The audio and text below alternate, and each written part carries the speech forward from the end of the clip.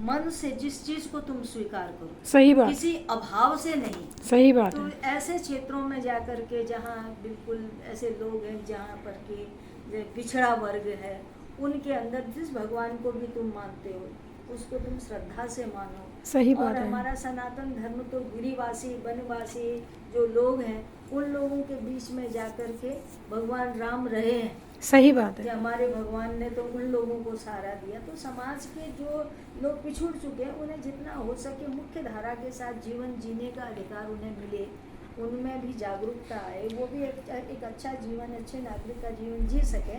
हमको उनके लिए देखो ये सब काम शहरों में तो बहुत ज़्यादा होते ही रहते हैं, करते रहते हैं, पर मेरा प्रयास हमेशा ये रहा यादव जीवन के ऐसे स्थानों में जाओ जहाँ पर कि सही रूप में तुम्हें करके आत्मसंतोष मिले। सही में, कर्म कोई भी करो, सही जब बात तक है। उस कर्म से आपको अपनी आत्मसंतुष्टि नहीं होगी, सही बात है। आत्मतृप्ति नहीं होगी, सही तो बात है। वो कर्म का कोई आनंद नहीं है। सही बात क्योंकि है। जो जो कर रहा है वो निज आनंद के लिए कर रहा है। सही बात है। मैं जो कर रही हूँ मुझे कोई मजबूरी तो नहीं है, सही पर बात। मैं इसमें मुझे सुख मिलता है इसलिए मैं कर रही हूँ। सही बात है। तो मुझे अपना निज सुख है इसमें, और इन कार्यों से मैं सुख महसूस करती हूँ कि मैं किसी के काम आ सकूँ।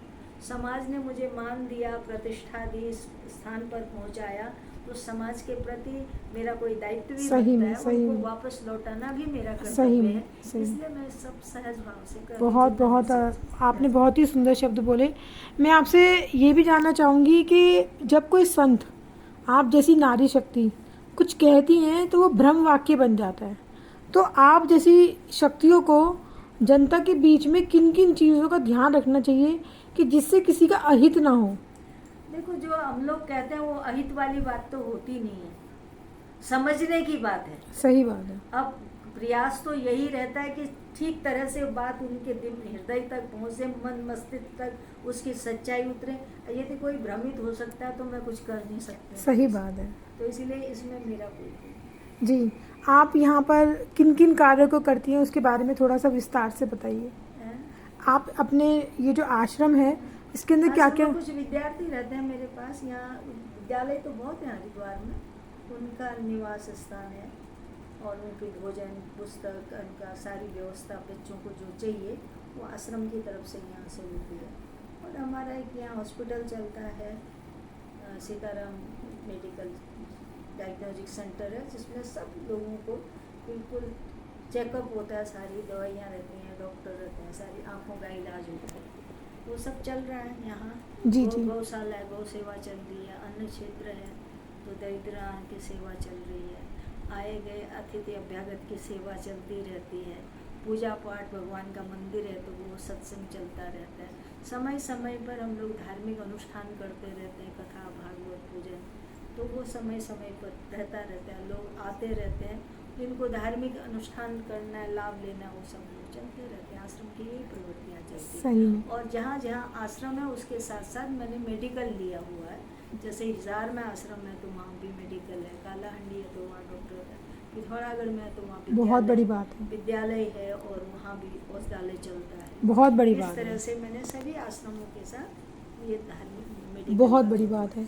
मैं आपसे ये जानना चाहूँगी कि आप खुद नारी शक्ति हैं, तो आपको कौन सी जो देवी हैं वो सबसे ज़्यादा प्रभावित करती हैं? देवी सरस्वती माँ, पार्वती माँ, सीता मैया? ऐसा है, तीनों सब देवियाँ एक ही हैं, एक नाम अलग अलग है परंतु तत्वतः सब एक है।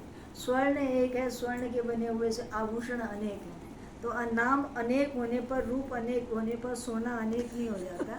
उसी तरह से भगवती पराम्बा जगत जननी जगदम्बा एक ही हैं और उनके भिन्न भिन्न नाम हैं। मैं सभी रूपों को नमन करती हूँ, सभी को प्रणाम करती हूँ, पर भगवती पराम्बा जगदम्बा महिषासुरमर्दिनी पराशक्ति हैं, उनका मैं जी, मैं आपसे ये जानना चाहूँगी कि आप का जो जीवन आपने पूरा लगा दिया समाज कल्याण के लिए, सनातन के लिए, आपको ऐसा कौन सा काम लगता है जो सबसे कठिन है, आप अभी तक उस काम को पुरज़ोर करने की कोशिश कर रही हैं? ऐसा कोई काम या ऐसा कोई संदेश?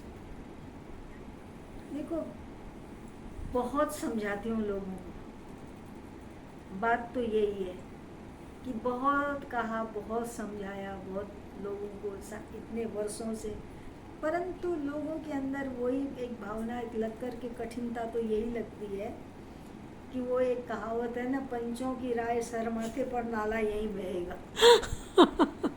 बहुत कुछ कहने पर भी, बहुत कुछ समझाने पर भी लोगों के जीवन में जो वास्तविक परिवर्तन आना चाहिए वो उतना नहीं हो पाता जितना होना चाहिए। जी, जितना होना चाहिए लोग फिर वही 84 के, फिर वही उसमें, पर फिर भी मैं हतोत्साहित नहीं हूँ। सही बात। वो अपना काम कर रहे हैं, मैं अपना काम कर रही हूँ। मुझे दिशा दिखाना मेरा काम है, मैं तो जब तक हूँ दिखाती रहूँगी, पर चलना पब्लिक का काम है।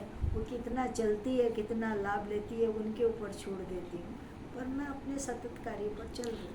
आप समाज का निर्माण करती हैं, मैं पत्रकार हूँ, मैं एक आपसे कठिन प्रश्न करना चाहूँगी। मैं भी नारी हूँ, आप भी नारी हैं, और एक पुलिस अधिकारी भी नारी है, एक जज भी नारी है, लेकिन अभी जो आप हाल की घटनाएं देख रही हैं, ठीक है, उसके अंदर जो महिलाएं हैं वो कैसे नरभक्षी होकर अपने परमेश्वर तुल्य पति की ही हत्या कर रही हैं, ऐसे ऐसे कुकर्म कर रही हैं। तो आपको क्या लगता है कि समाज में विरक्ति और ये जो अपराध पैदा हुआ है, इसके पीछे मूल कारण क्या है? ये आपराधिक जो वो मूल कारण हुआ ये है, इसके पीछे सबसे बड़ी बात तो ये है कि एक तो स्वच्छंदता। सही बात। जो आजकल इतनी स्वच्छंदता, पहले हमारे यहाँ हमारे माता पिता हमें कुछ कहते थे तो समझाते थे, तो हमें लौट के ये पूछने की ताकत नहीं होती थी ऐसा आप क्यों रोक रहे हो। सही बात। उन्होंने कहा लेट नहीं आना तो नहीं आना, नहीं आना, बस एक हो गया कह। इतना विश्वास था कि ये जो कह रहे हैं वो हमारे लिए कह रहे हैं। सही बात है। आज के बच्चों के अंदर सबसे पहले होते ही ये संस्कार दिए जाते हैं कि तुम्हें किसी से दबना नहीं है, सही तुम्हें बात। किसी से डरना नहीं है, सही बात। तुम्हें कुछ वो नहीं करना। शिक्षा के नाम पर जो स्वच्छंदता का एक रूप हो गया समाज में, और जब जाओ जब आओ, लड़का देर से आए तो देर से आ, लड़की देर से आए तो पूछना नहीं। ये जो समाज में उल्टा चली गया। हाँ, पहले लड़की हाँ, के लिए पूछते थे, लड़के सही के बात लिए है, नहीं पूछते सही थे। बात है, सही बात है। पहले ये समय था सही बात कि है। लड़के से तो प्रश्न होता था, लड़की से तो प्रश्न होता था, लड़के से प्रश्न नहीं होता। आजकल माता पिता की ये सोच है कि जब लड़का जा सकता है तो लड़की भी जा सकती है। तो ये जो स्वच्छंदताएं इस तरह की हो चुकी हैं, तो इसमें मर्यादाशीलता और संस्कारों की तो कोई बात ही नहीं रही। और दूसरी बात ये है कि जहाँ समानता का भाव आ गया है ना, हम लड़का लड़की में क्या भेद है, कोई भेद नहीं, हम भी वो है, वो ये कर सकता है तो हम भी ये कर सकते हैं। इस तरह की जो भावना हो गई है। पहले था प्राचीन काल में, जो वैदिक काल था हमारा, उस स्थिति में नारी को इतना सर्वोपरि स्थान दिया गया, सही बात, इतना पूज्यता का स्थान दिया गया सही कि वो बात है। अपनी मर्यादा में रहती थी, उसका बड़ा आदर था, सही बात है, उसका बड़ा सम्मान था, सही बात और है। उसको उस रूप से देखा जाता था कि भाई वो पुरुष की बराबरी करना, उसका मतलब स्त्री को नीचा करना हो जाता था। हाँ, क्योंकि वो तो देवी है। उसको इसकी बराबरी करना, इसका मतलब तुम उसे नीचा दिखा रहे हो, ये भावना होती थी हमारे वैदिक काल में। परंतु धीरे धीरे धीरे धीरे धीरे वो एक बढ़ते बढ़ते बढ़ते वर्तमान समय की स्थिति हो गई कि बिल्कुल समान है। समानता में एक दूसरे तो समान भाव में आदर भाव खत्म हो गया। जो आप कह रही है ना, पति परमेश्वर तुल्य, तो ये बातें आज से 50 साल पहले थी कि पति परमेश्वर है, जो सिखाया जाता था। आज कौन पति को परमेश्वर मानने को तैयार है। ये संबंधों की जो महत्ता है वो धीरे धीरे इतनी घट चुकी है कि जैसे शरीर का कपड़ा बदलते हैं ऐसे रिश्ते बदलते हैं। तो ये जो आपराधिक प्रवृत्ति फिर यहीं से बढ़ती रहती है, और इसे अपराध में धीरे धीरे जहाँ उच्छृंखलता अति हो जाती है। ऐसी बात नहीं कि पहले हमारे समाज में नहीं थी, शूर्पणखा जैसी भी थी, सही में, सही और में, पहले भी ऐसी सही में, थी, सही में, पर वो बहुत कम मात्रा में, सही अब में, धीरे धीरे धीरे धीरे उसकी सही बात। बढ़ती चली जा रही है। आपसे मेरा अंतिम प्रश्न यही है कि आपने अपना पूरा जीवन समाज के लिए लगाया, तपस्या के लिए दिया, और आपने जो भी मुझे बोला कि मैं कठिनाइयों से डरी नहीं हूँ, मैं और निरंतर अपनी अंतिम सांस तक जो अपने दादाजी अपने पिताजी की धरोहर है उसको आगे बढ़ाती रहूँगी।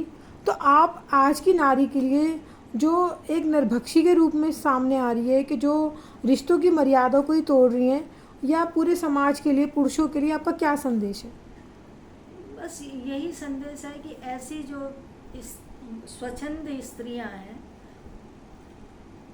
उनके लिए ये भावना मेरी वो है कि वो समाज में अपराध पैदा करती हैं और इस तरह की प्रवृत्ति कहीं से भी किसी के लिए नारी के रूप में ये कलंक है। स्त्री के रूप में इस प्रकार के मनोवृत्तियाँ वाली जो स्त्रियाँ हैं वो एक नारी के रूप में कलंकित हैं, नारी जाति को कलंकित कर रही हैं। इसलिए ऐसी जो स्त्रियाँ हैं या मेरी स्त्रियों से ही यही प्रार्थना है, सही बात है। वो अपनी मर्यादा में रहें, अपने मान सम्मान का ध्यान रखें और स्वयं को, अपनी आत्मा, अपने आप को समझे। यदि नारी अपने को समझेगी, अपने को पहचानेगी तो वो अपराध के मार्ग में पाँव नहीं रखेगी। सही बात है। सबसे बड़ी बात है कि वही स्त्रियां भटकती हैं जो स्व को नहीं पहचानती, सही में, जो सही स्व में। को पहचान गई कि मैं कौन हूँ, तो यदि वो अपने आप को समझ ले, अपने आप को पढ़ ले, किताबें तो बहुत पढ़ी पर अपने को नहीं पढ़ा, अपने को नहीं समझा, यदि वो अपने अस्तित्व को समझ जाए, अपनी गरिमा को समझ जाए, अपनी महत्ता को समझ जाए तो वो कभी भी कोई अपराध नहीं करेगी। इसलिए मैं सभी से कहती हूँ, नारी अपने अस्तित्व को पहचाने, अपने आप को समझे, अपने को जाने और अपने को माने और अपने जीवन का लक्ष्य उसका ये नहीं है, वो तो समाज की निर्माण करती है, वो प्रकृति स्वरूपा है, उसे ये सब काम नहीं करने चाहिए। बहुत ही सुंदर, बहुत ही सुंदर।